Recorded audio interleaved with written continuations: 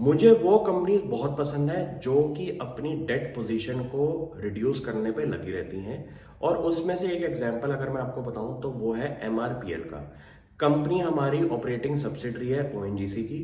और कंपनी ने इस क्वार्टर के अंदर एक बहुत अच्छी इंप्रूवमेंट दिखाई है अपनी डेट पोजीशन के अंदर, जिसके अंदर उन्होंने ये बोला है कि उनका अराउंड 18,000 का जो डेट था वो अब अराउंड 15,000 करोड़ के आसपास का रह चुका है। और कंपनी का इस टाइम जो डेट पोजीशन है वो काफ़ी मैनेजेबल लेवल पे भी आ चुकी है। कंपनी की डेट टू इक्विटी रेशियो इस टाइम 1.39 की है, जो कि लास्ट ईयर 1.87 की थी। और इस इम्प्रूवमेंट के अंदर काफ़ी ज़्यादा नंबर्स में भी एक अच्छा इम्प्रूवमेंट आता है।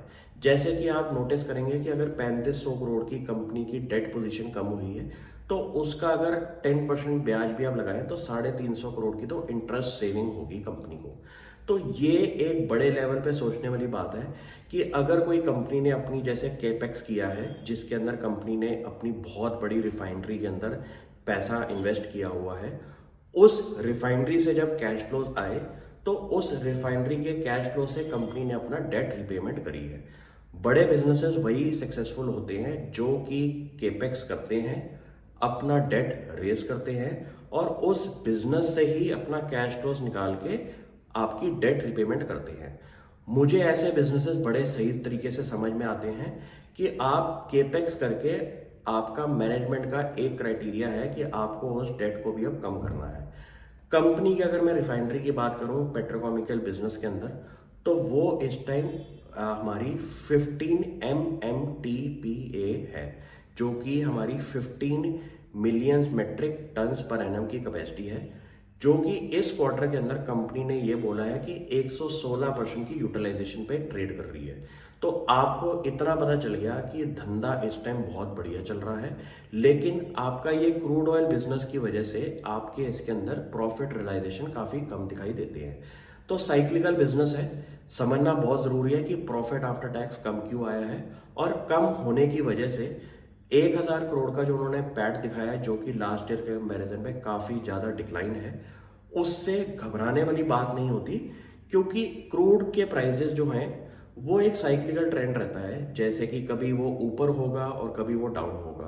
तो इससे कंपनी के पूरे पूरे प्रॉफिटेबिलिटी के अंदर भी बहुत ज़्यादा चेंज आता है, क्योंकि ये एक ऐसे बिजनेसेस होते हैं जिनका सीधा बिजनेस सेंस जो है वो क्रूड के प्राइस पे ट्रेड करता है।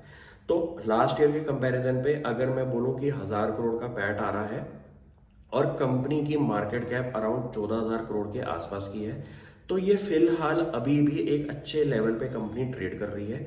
जो कि मुझे ऐसे कोर इंफ्रा वाली कंपनीज में समझ में आता है कि अच्छे लेवल पे आपकी वैल्यूएशन भी आ रही है। प्रमोटर पेडिग्री भी इसके अंदर ओएनजीसी की है, तो इसमें ये है कि आपका कोई गवर्नेंस का भी इशू नहीं होगा और ये एक अच्छी कंपनी मेरे हिसाब से बन सकती है। अगर इंडिया के अंदर आपका डिमांड सिनेरियो बढ़ता रहे पेट्रोकेमिकल्स बिजनेसेस के अंदर और इनकी यूटिलाइजेशन इंक्रीज्ड होती रहे, तो ये एक अच्छा ऑपरेटिंग लिवरेज का प्ले है, जिसके अंदर कंपनी हर क्वार्टर के अंदर अगर अपनी डेट कम कर ले तो मुझे लगता है कि और फाइनेंशियल परफॉर्मेंस के अंदर अच्छा इफेक्ट आएगा। इस बिजनेस को मैंने अभी रिसेंटली स्टडी करना शुरू किया है और आप भी इसको स्टडी करें। Thank you.